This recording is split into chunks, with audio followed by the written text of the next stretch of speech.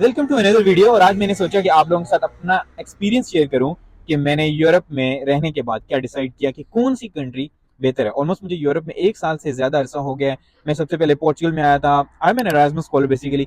First semester was in Portugal, second was in Spain and now I am in France. By the way I have been to 25 European countries. और बहुत से दोस्त भी हैं जो Denmark में, Germany में बहुत दोस्त पढ़ते हैं, पोलैंड में बहुत दोस्त पढ़ते हैं, इवन हंगरी और बल्गेरिया में बहुत दोस्त पढ़ते हैं। तो सारे दोस्तों के ओपिनियंस आते रहते हैं। तो आप जो पाकिस्तान में या इंडिया में बैठे हुए हैं, आपके लिए कौन सी बेहतर कंट्री है? अगर आप अभी डिसाइड कर रहे हैं कि आपने यूरोप मूव होना है तो किस कंट्री में आपको आना चाहिए टेक्निकली। इस वीडियो में बेसिकली मैं आपके साथ अपना एक्सपीरियंस शेयर करूंगा कि मुझे कौन सी कंट्री सबसे बेहतर लगी थी जब मैं उन कंट्रीज में गया, और स्टूडेंट्स के लिए कौन सी बेहतर कंट्रीज हैं। तो अगर हम सबसे बेहतर कंट्री की टॉप लिस्ट पे देखें तो ऑफ कोर्स इट्स जर्मनी। अगर आपके पास ब्लॉक्ड अकाउंट के पैसे हैं और somehow you can wait a bit, क्योंकि वीजा अपॉइंटमेंट्स का बहुत इशू है पाकिस्तान से भी, इंडिया से भी। तो अगर आप थोड़ा सा इंतजार कर सकते हैं और आप थोड़े से स्मार्ट हैं और you can book an appointment early on, then Germany से बेहतर कोई ऑप्शन नहीं है। लेकिन इसमें सबसे बड़ा हर्डल जो स्टूडेंट्स को आता है, और स्टूडेंट्स कमेंट्स भी करते हैं वीडियोस पे, वो सबसे बड़ा हर्डल यही मेंशन करते हैं कि हमारे पास ब्लॉक्ड अकाउंट की अमाउंट नहीं है, जो कि एक एवरेज पाकिस्तानी फैमिली के लिए, इंडियन फैमिली के लिए it's huge. I think 12,000 euros एक एवरेज फैमिली के लिए बहुत मुश्किल है अरेंज करना। बाय द वे, अगर आप में से कोई अफोर्ड कर सकता है और वो ये सोच रहा है कि वीजा में इशू है, तो आप थोड़ा सा इंतजार कर लें। आपके लिए जर्मनी वर्थ इट है। जर्मनी से बेहतर कोई ऑप्शन नहीं है यूरोप के अंदर।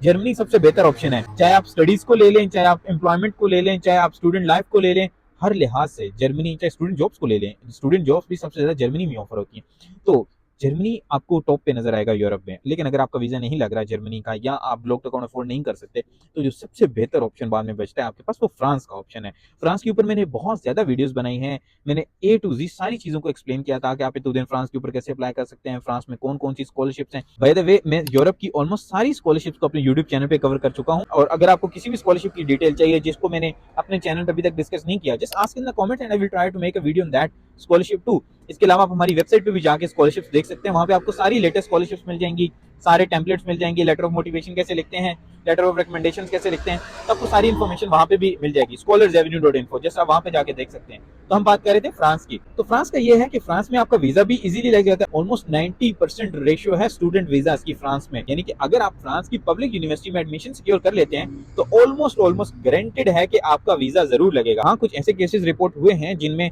स्टूडेंट्स का कुछ ऐसा बैकग्राउंड था, रिलीजियस बैकग्राउंड था, या उनकी फैमिली का कोई आर्मी रिलेटेड बैकग्राउंड था, तो उनके लिए थोड़ी सी प्रॉब्लम हो सकती है वीजा में।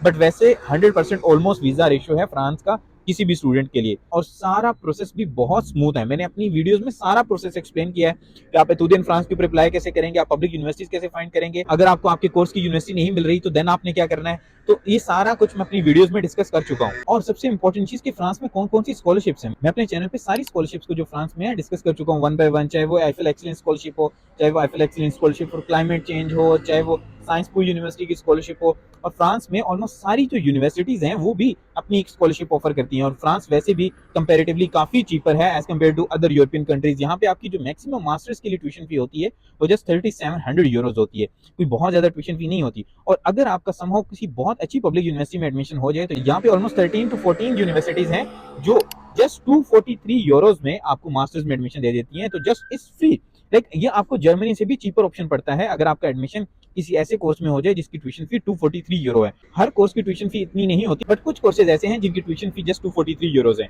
अगर आप एडमिशन सिक्योर कर लें तो आपके लिए बहुत अच्छा होगा। और फ्रांस की एक बहुत अच्छी चीज है कि यहाँ से अगर आप M1 मास्टर्स करते हैं, लाइक अगर आपका मास्टर्स 2 साल का होता है, तो ये मास्टर्स कंप्लीट करने के बाद अगर आप एक और साल फ्रांस में जॉब कर लें तो आप PR के लिए एलिजिबल हो सकते हैं। यस, फ्रांस में आपका जो स्टडी पीरियड होता है ये PR में काउंट होता है। और अगर आपके पास फ्रेंच डिग्री हो तो then after 1 more year, like 3 complete years, आप PR के लिए एलिजिबल होते हैं। तो ये एक बहुत बड़ा प्लस पॉइंट है अगर आप फ्रांस को कंसिडर कर रहे हैं। तो बहुत से ज्यादा अपॉर्चुनिटीज यहाँ पे PhD की भी होती हैं। अगर आप फ्रांस में आ रहे हैं तो ये ज़हन में बना के हैं कि अगर आप PhD करना चाहते हैं तो France is a heaven. Like France से ज्यादा PhD ऑप्शंस आपको यूरोप में कहीं नहीं मिलेंगे। चाहे CNRS हो जो फ्रेंच रिसर्च इंस्टीट्यूट है, चाहे यूनिवर्सिटीज हो, हर जगह पे like there are plenty of opportunities for PhD students. तो PhD के लिए France is an ideal destination. For example, आप यहाँ से मास्टर्स करते हैं, यहीं से PhD करते हैं, जो आपके 4 इयर्स की PhD होगी, 2 इयर्स का मास्टर्स होगा, तो 6 इयर्स। तो आपकी PhD और मास्टर्स खत्म होने तक आप एलिजिबल होंगे। आप सिटीजनशिप के लिए भी अप्लाई कर सकते हैं and with 1 more year, I think थोड़ा सा टाइम लगता है, उसके बाद आप पासपोर्ट भी ले सकते हैं। तो इसलिए फ्रांस एक बहुत अच्छी डेस्टिनेशन है। लेकिन अगर फ्रांस में भी आपका समहाउ एडमिशन नहीं हो रहा, या आपके लिए कुछ और चैलेंजेस हैं, या आप फ्रांस को कंसीडर नहीं करना चाह रहे, तो देन एक बहुत अच्छा ऑप्शन है हमारे पास ऑस्ट्रिया का। Austria is comparatively cheaper. यहाँ पे कुछ ऐसी यूनिवर्सिटीज हैं जहाँ पे 700-800 यूरोज में पर ईयर आप ट्यूशन फी पे करके पढ़ सकते हैं। लेकिन ज़्यादातर जो ऑस्ट्रियन यूनिवर्सिटीज़ हैं उनकी जो मैक्सिमम ट्यूशन फ़ी है अराउंड 2000 यूरोज़, 3000 यूरोज़, 4000 यूरोज़, इससे ज़्यादा आपको ट्यूशन फ़ी नहीं नज़र आएगी। लेकिन ऑस्ट्रिया का एक थोड़ा सा कॉम्प्लिकेटेड प्रोसेस है उनकी अटेस्टेशन का।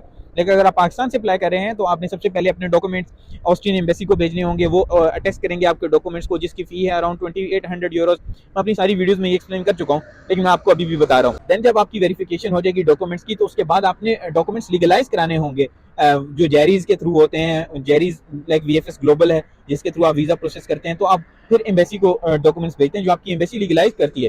पहले आपने उसी एम्बेसी से डॉक्यूमेंट्स वेरीफाई कराने हैं, देन आपने उसी एम्बेसी को भेजने हैं लीगलाइजेशन के लिए। थोड़ा सा कॉम्प्लिकेटेड प्रोसेस है, लेकिन अगर आप ये टाइम गुजार लें और वेरीफाई करा लें अपने डॉक्यूमेंट्स, तो आपको ऑस्ट्रिया में बहुत अच्छा ऑप्शन है। ऑस्ट्रिया में इतना ज़्यादा कॉम्पिटिशन भी नहीं है, अभी स्टूडेंट्स कम अप्लाई कर रहे हैं, स्टूडेंट्स को इतना आइडिया नहीं है, तो आपका एडमिशन हो सकता है। और बहुत ज़्यादा ऑप्शन हैं स्कॉलरशिप्स के भी, लाइक यूनिवर्सिटी ऑफ वियना की एक बहुत अच्छी स्कॉलरशिप है। I am trying to like make a complete series on Austria, but due to lack of time बहुत मुश्किल हो जाता है। बट इसके अलावा भी फॉर एग्जांपल अगर आपको कहीं पे भी एडमिशन नहीं मिल रहा, तो पोर्चुगल में आपको बहुत आराम से एडमिशन मिल सकता है। और पोर्चुगीज यूनिवर्सिटीज भी कोई बहुत महंगी नहीं है। फॉर एग्जांपल अगर हम यूनिवर्सिटी ऑफ कोइम्ब्रा को देखें या यूनिवर्सिटी ऑफ पोर्टो को देखें, इसके अलावा भी बहुत सी ऐसी यूनिवर्सिटीज हैं जिनकी ट्यूशन फी कम है। लिस्बन नोवा की ट्यूशन फी थोड़ी सी ज्यादा हो सकती है, लाइक मास्टर्स के लिए आपको 6000 तक, 5000, 7000, 8000, यहाँ तक डिपेंडिंग ऑन योर कोर्स कि आप कौन सा कोर्स सेलेक्ट करते हैं, यहाँ तक आप ट्यूशन फी पे करेंगे। लेकिन सबसे बड़ा प्लस पॉइंट है पोर्चुगल का, अगर आप आ रहे हैं तो आप वहाँ पे सिटीजनशिप के लिए बहुत ज़्यादा अपॉर्चुनिटीज़ हैं, आप सिटीजनशिप ले सकते हैं।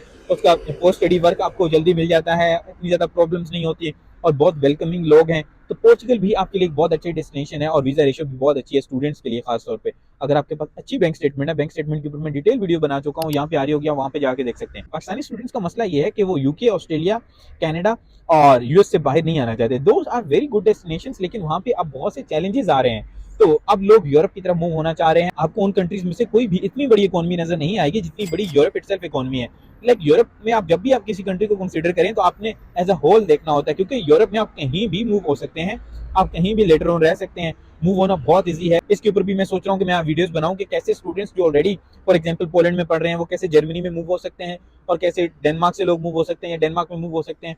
बाकी इसके अलावा कुछ कंट्रीज ऐसी हैं जहाँ पे आना बहुत ईजी है। फॉर एग्जाम्पल बेल्जियम में ट्यूशन फी बहुत लो है, लेकिन बेल्जियम का भी इशू यही है कि वहाँ पे ब्लॉक्ड अकाउंट होता है, और ब्लॉक्ड अकाउंट के थ्रू आपके लिए चीज़ें मुश्किल हो जाती हैं। और यहाँ पे ब्लॉक्ड अकाउंट जर्मनी की तरह नहीं होता, आपने दोनों साल ब्लॉक्ड अकाउंट अपना रखना होता है। लाइक आपने फर्स्ट ईयर में ब्लॉक्ड अकाउंट शो करना होता है, अपने सेकंड ईयर में ब्लॉक्ड अकाउंट शो करना होता है। लेकिन जर्मनी में ये होता है कि जस्ट आपने फर्स्ट ईयर के लिए ब्लॉक्ड अकाउंट शो करना होता है, सेकंड ईयर में आपने कोई चीज़ पे नहीं करनी होती, नथिंग। बट बेल्जियम बहुत अच्छी डेस्टिनेशन है, और फिर ट्यूशन फी भी बहुत कम है, कोई इतनी ज़्यादा ट्यूशन फी नहीं है। अराउंड 3000 यूरोज तक अगर आप पे कर सकते हैं तो Belgium is a very good destination, आप इतनी ट्यूशन फी पे करेंगे। इसके अलावा आपका ब्लॉक्ड अकाउंट की अमाउंट होगी, और मेरे ख्याल से बेल्जियम बहुत अच्छी डेस्टिनेशन है, पीआर के लिहाज से भी, सिटीजनशिप के लिहाज से भी बहुत बेहतर है। और सबसे बड़ा प्लस पॉइंट पाकिस्तानी और इंडियंस के लिए ये है कि इसका visa within 2 weeks, within 1 week भी लोगों का लग जाता है, और कुछ स्टूडेंट्स का लगा भी है, आपका भी लग सकता है। इसके अलावा अगर हम कंट्रीज कंसीडर करें, अगर आपका दुनिया में कहीं भी एडमिशन नहीं हो रहा और आप यूरोप में आना चाहते हैं, तो go for Baltic countries, Lithuania, Latvia, Estonia. यहाँ पे आपको इजीली एडमिशन मिल जाएगा, ट्यूशन फी कुछ बहुत ज्यादा नहीं है। यहाँ पे कुछ ऐसी यूनिवर्सिटीज हैं जिनकी ट्यूशन फी 2000 है मास्टर्स के लिए, कुछ ऐसी यूनिवर्सिटीज हैं जिनकी 4000 है, इसके बीच में ट्यूशन फी होती है, और बहुत इजीली वीजा मिल जाता है। पाकिस्तान में इनकी एम्बेसीज नहीं है, अभी लैटविया ने एम्बेसी ओपन किया, but the embassy is not started yet working like issuing visa. तो थोड़े से चैलेंजेस हैं, आपको जाना पड़ता है दुबई में या अजरबैजान में या इजिप्ट में जाना पड़ता है, बट वीजा आपका लग जाता है, आपको इतनी ज्यादा प्रॉब्लम्स नहीं होती हैं, और वीजा भी इजीली मिल जाएगा, एडमिशन भी इजीली हो जाएगा, और आप यूरोप में आ जाएंगे। But after moving to Europe you need to study hard. अगर आप अच्छे से पढ़ेंगे, आप यूरोप की किसी भी यूनिवर्सिटी में आ जाए, बल्गेरिया में आ जाए, रोमानिया में आ जाए, कहीं पे भी आ जाए, अगर आप अच्छी तरह से पढ़ते हैं, आपके ग्रेड्स अच्छे होते हैं, यू नो द स्किल्स, तो आप कहीं पे भी मूव हो सकते हैं। मैंने ऐसी बहुत सी सक्सेस स्टोरीज देखी हैं जहाँ पे लोग जर्मनी में मूव हो जाते हैं, नेदरलैंड्स में मूव हो जाते हैं, फ्रांस में मूव हो जाते हैं।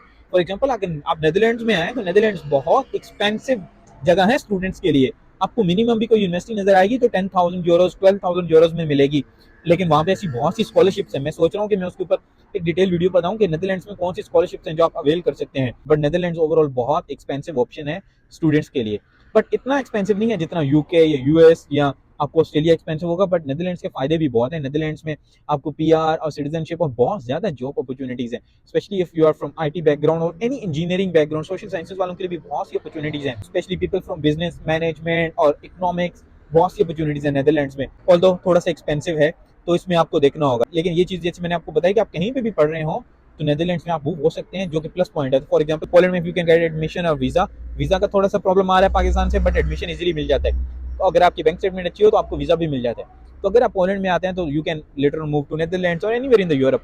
तो बहुत सी अपॉर्चुनिटीज़ हैं आपके लिए, आपको थोड़ा सा स्ट्रीट स्मार्ट होना पड़ेगा और आपको एक्सप्लोर करना होगा। अगर मैं अपना एक्सपीरियंस शेयर करूँ आपके साथ, तो मेरे लिए सबसे बेहतर जो कंट्री अभी तक मुझे नजर आई है स्टूडेंट्स के लिए, तो फ्रांस ही है। वीज़ा के लिहाज से देख लो, पोस्ट स्टडी वर्क के लिहाज से देख लो, PR सिटीजनशिप के लिहाज से देख लो, बहुत लो कॉस्ट है, तो France is on the top. अगर जर्मनी में स्टूडेंट्स ब्लॉक अकाउंट अफोर्ड कर लें और वीजा उनका लग जाए तो Germany is always the top option. लेकिन इसके अलावा हमारे पास ऑस्ट्रिया बहुत अच्छा ऑप्शन है, स्पेन एक बहुत अच्छा ऑप्शन है, लेकिन स्पेन में PR और सिटीजनशिप थोड़ा सा लंबा प्रोसीजर है, but Spanish people are more welcoming. लेकिन सैलरी स्पेन में थोड़ी कम है, लेकिन स्पेन में स्पेनिश आपको आनी चाहिए। बाय द वे, यूरोप में आप कहीं भी मूव करते हैं तो आपको कहीं ना कहीं उनकी लोकल लैंग्वेज जरूर आनी चाहिए, क्योंकि PR के लिए, सिटीजनशिप के लिए अगर आप कंसीडर करें इन कंट्रीज को, तो उनकी लोकल लैंग्वेज जरूर आनी चाहिए। इसके अलावा भी आपके पास बहुत से ऑप्शंस हैं, आप कनाडा मूव कर सकते हैं, US मूव कर सकते हैं। अगर आप दुनिया में कुछ चीज़ें अफोर्ड कर सकते हैं और आप मूव करना चाहें तो US से बेहतर कोई ऑप्शन नहीं है। फिर उसके अलावा जर्मनी आ सकता है, बट अगर आप अफोर्ड कर सकते हैं तो US is the best option. और US में हंड्रेड्स ऑफ स्कॉलरशिप्स हैं जिनका स्टूडेंट्स को कुछ भी नहीं पता। तो मैं ट्राई कर रहा हूँ कि मैं US के ऊपर बहुत सी वीडियोस बनाऊं मैं, जिसमें बताऊं स्टूडेंट्स को कि आप US में कैसे मूव कर सकते हैं विद स्कॉलरशिप्स। बट इसमें आपको अपना हार्डवर्क जरूर करना होगा। कोई भी आपको हाथ पकड़ के ले जाके एडमिशन करा के स्कॉलरशिप नहीं दे सकता, आपको अपनी रिसर्च खुद करनी होगी। यस, बहुत सी यूट्यूब पे वीडियोस पड़ी हैं, आप जाएं उनको देखें, बहुत सी इंफॉर्मेशन है वेबसाइट पे। स्टूडेंट्स कहते हैं कि हमें मिसलीड हो जाते हैं वेबसाइट के ऊपर जाके, तो भाई अच्छी वेबसाइट फाइंड करो। You can search for scholars Avenue, it's my own website. ये वेबसाइट हम 3 लोगों ने बनाई है और जो 2 लोग हैं वो ऑलरेडी US में हैं, तीसरा मैं हूं। तो बहुत सी अपॉर्चुनिटीज हैं जो हम यहाँ पे पोस्ट करते हैं US की, तो आप यहाँ पे जाके देख सकते हैं। बाय द वे, आप मुझे इंस्टाग्राम के ऊपर फॉलो कर सकते हैं। I almost post 1 scholarship daily to make you win at least 1 scholarship in this intake. तो make sure to follow me on my Instagram, here on YouTube. बने रहो and will try to make better to better videos. और अगर ये video तुम अभी तक देख रहे हो तो just comment below scholarships with Usman भाई। See you in the next video.